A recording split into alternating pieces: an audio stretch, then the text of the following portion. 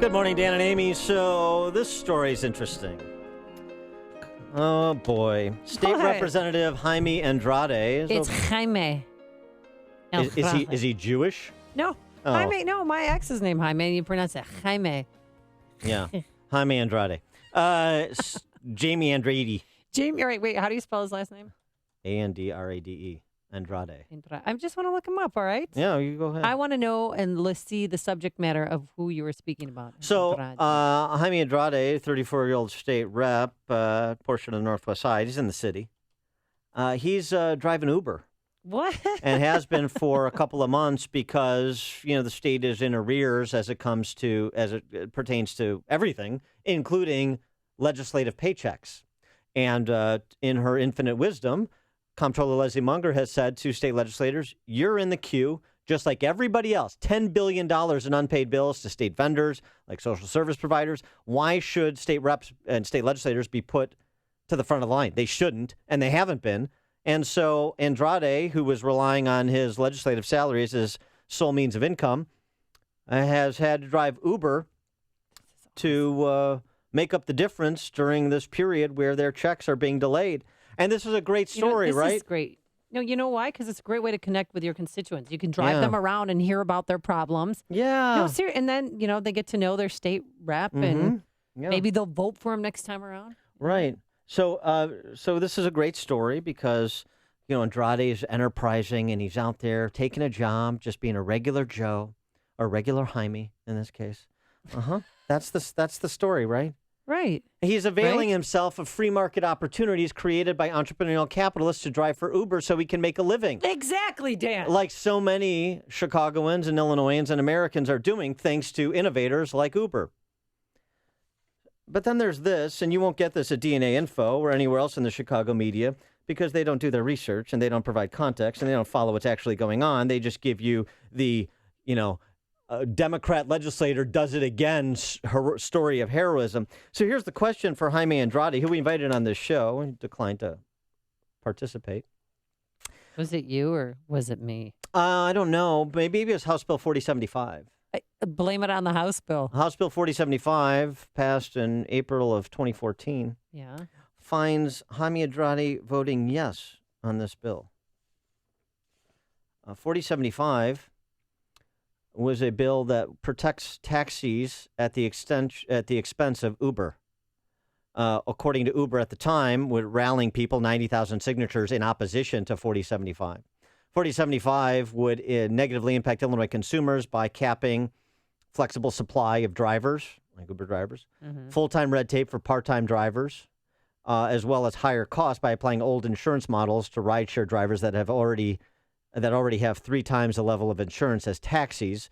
This was all basically Democrats who supported this bill. It's passed 80-26.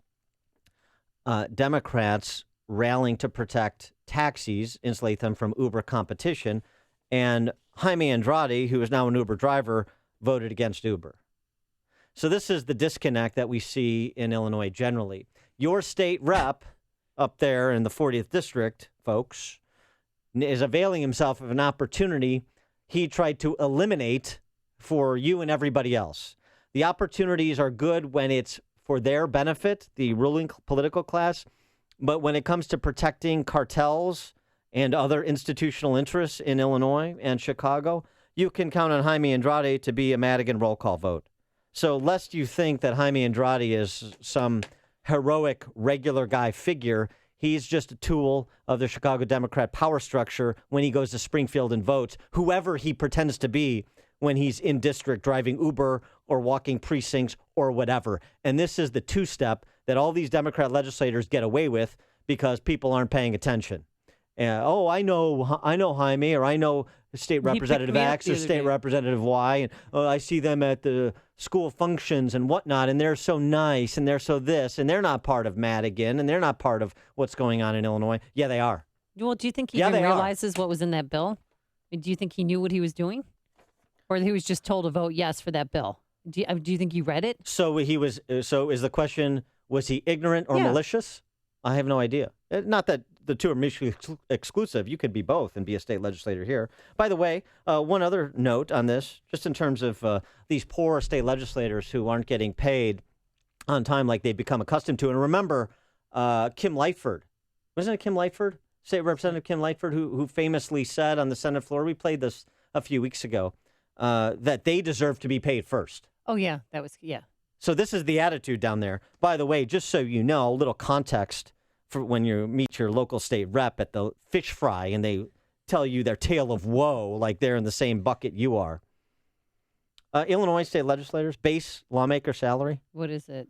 Wait, can I guess? And this is a part-time job, right? Yeah.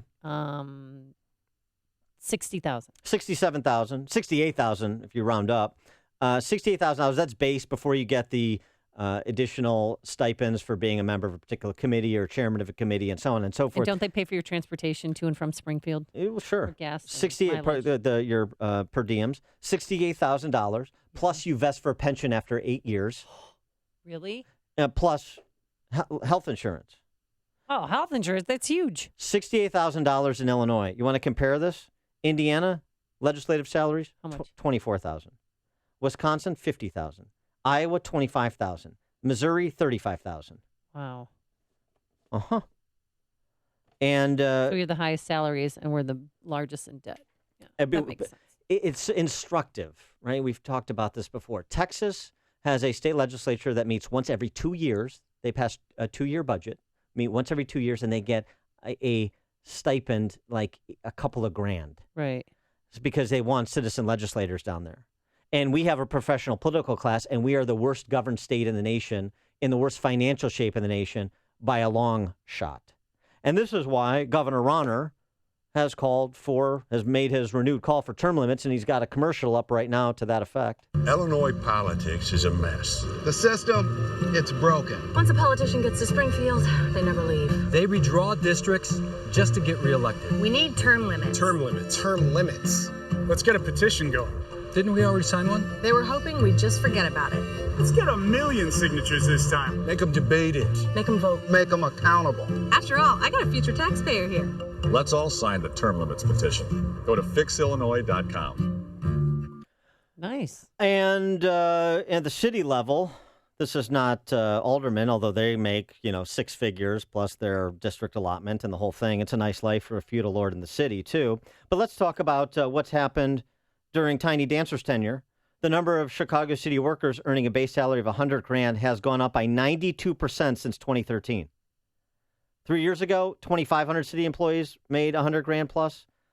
Today, 4,800, or 15% of the city government's workforce. This against the backdrop of cities with police and fire pension funds that are 30%, that are funded at less than 30%, a $19 billion unfunded pension liability in a municipal fund that they're trying to make up for with a $250 million utility tax increase, 2 property tax increases, and look at the number of people making 6 figures and the additional burdens that will be imposed with the pension benefits they're racking up. That's your city, that's your state. One-party rule for 100 years at the city level, one-party rule effectively for 40 years at the state level, although with a lot of Republican help, I'll concede the point at the state level. So keep it going. All you suburban families voting for Democrat state legislators in Lake County and Will County and DuPage County, Eastern DuPage at least. Make sense? You like what you're getting? Then maybe pay attention to what the hell is going on in the communities in which you live, served by these politicians. And the same thing goes for all 50 wards in the city of Chicago, all of which are lorded over by Democrats. And Tiny Dancer at the top of the pyramid. Going well? You like it? Want more? Mike.